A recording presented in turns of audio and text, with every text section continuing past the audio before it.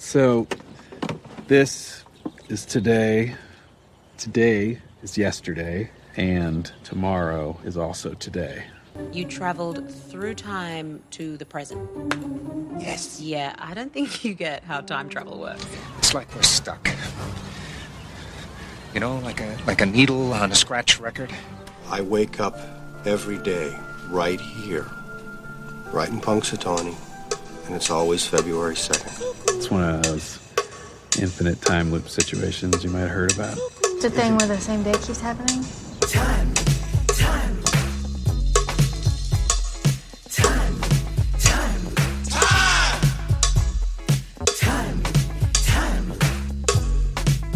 Slow down! What are you, in a damn time loop or something?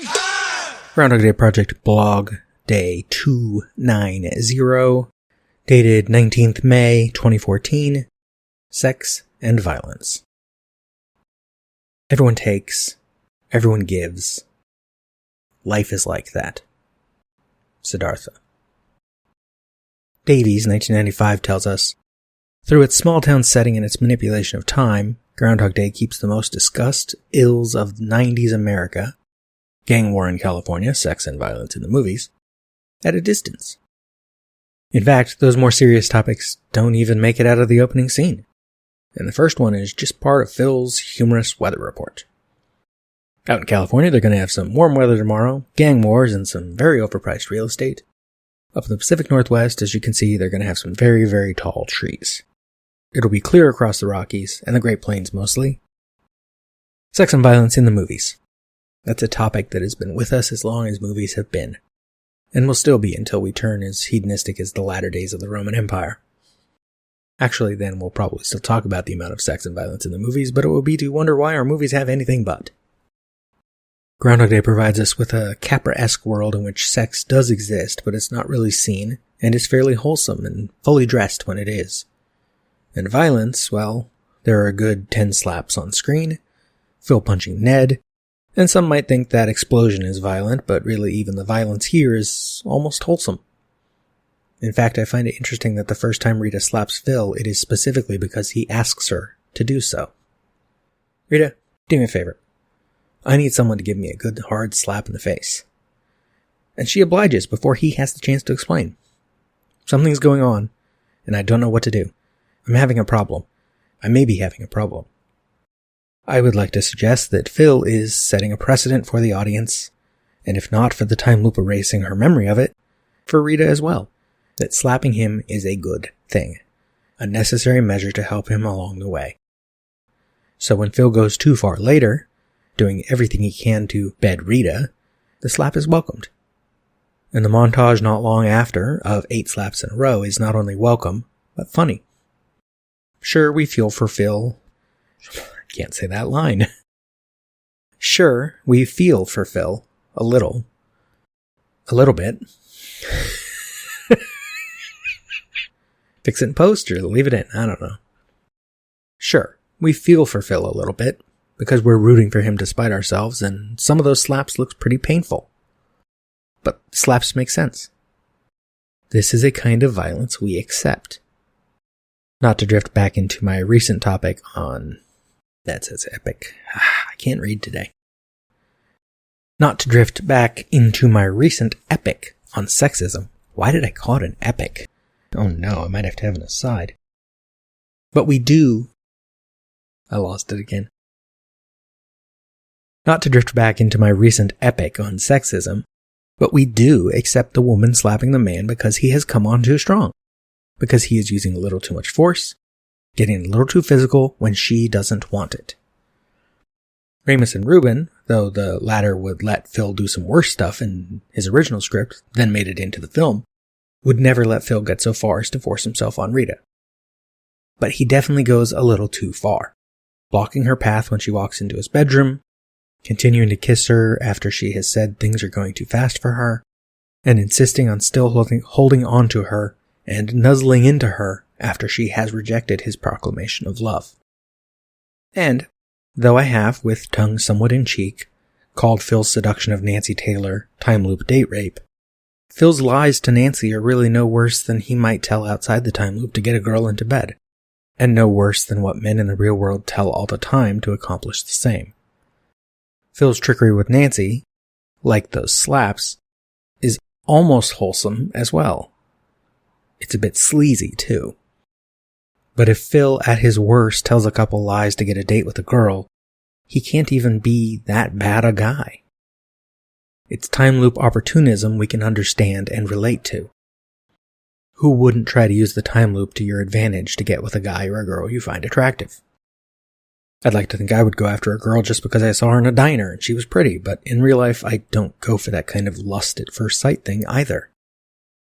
As for Phil punching Ned, it is remarkable to me just how much of a cheer that got at both screenings I attended while in Woodstock for Groundhog Day. Then again, American audiences do love their violence. And we love it when an annoying character like Ned Ryerson gets taken down a notch. Hell, it's the same reason we appreciate Rita's slaps. Phil also needs taken down a notch. Or 2. Or 8. A study at St. Cloud State University in Minnesota in 2008, Does Sex Sell? A look at the effects of sex and violence on motion picture revenues, found that more violent content tends to increase box office revenues, while more profanity has a detrimental impact on box office revenues both domestically and internationally. To answer the question in the title of this paper, sex does in fact sell more tickets to adults and students, but it drives senior citizens away. We dislike profanity more than sex or violence.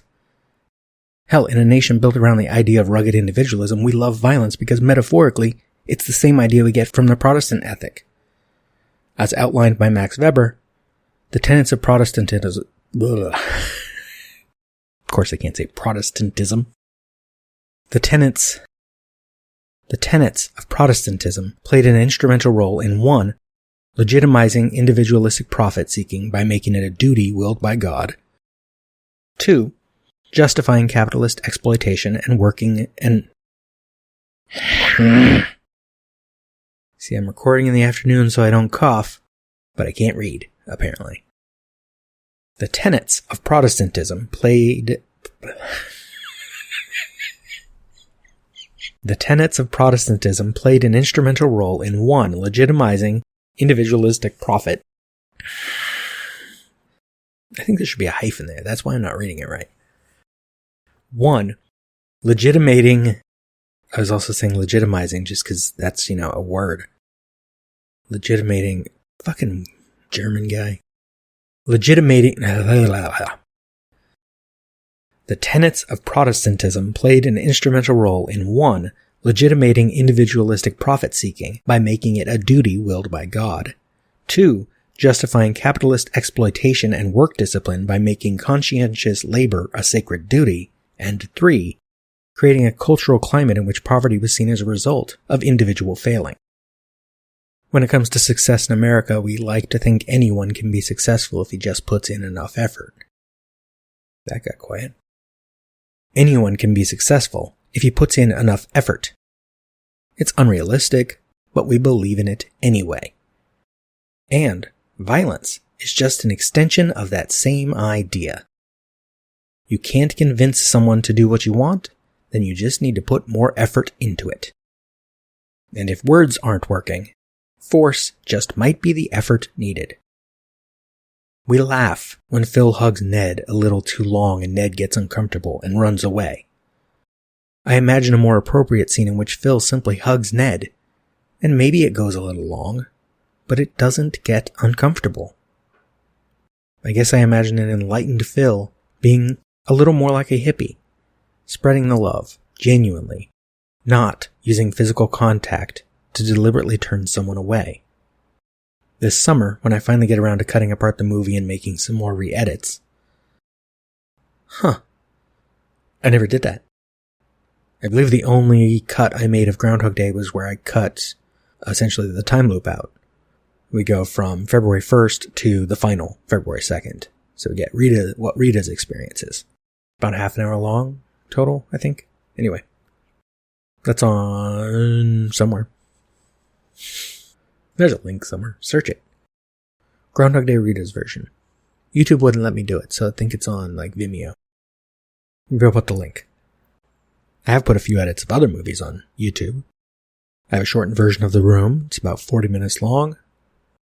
I recently made a shorter version of a movie called X-Ray or Hospital Massacre, where I basically cut out the massacre. So it's more of a surreal hospital bureaucracy horror. But I didn't do any other edits of Groundhog Day. I know I was going to do a thing where I cut all of the loops separate. I was going to try to get a thing that would play them randomly. That was a concept I had at one point. Anyway, the sentence. This summer, when I finally get around to cutting apart the movie and making some more re-edits, maybe I'll make a version that cuts that scene entirely. Or moves it earlier. Actually, moving it earlier makes sense. Phil shouldn't be scaring Ned away at that point in the story. Oh, as I say in the parentheses, Phil really should know better by that point. I should have just kept reading. Today's reason to repeat a day forever. To turn no one away by force or its opposite. To embrace anyone and everyone.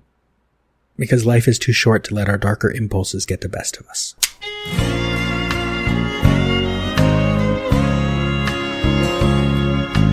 First, I played the game by the rules from 1 to 10. Then you took me round again.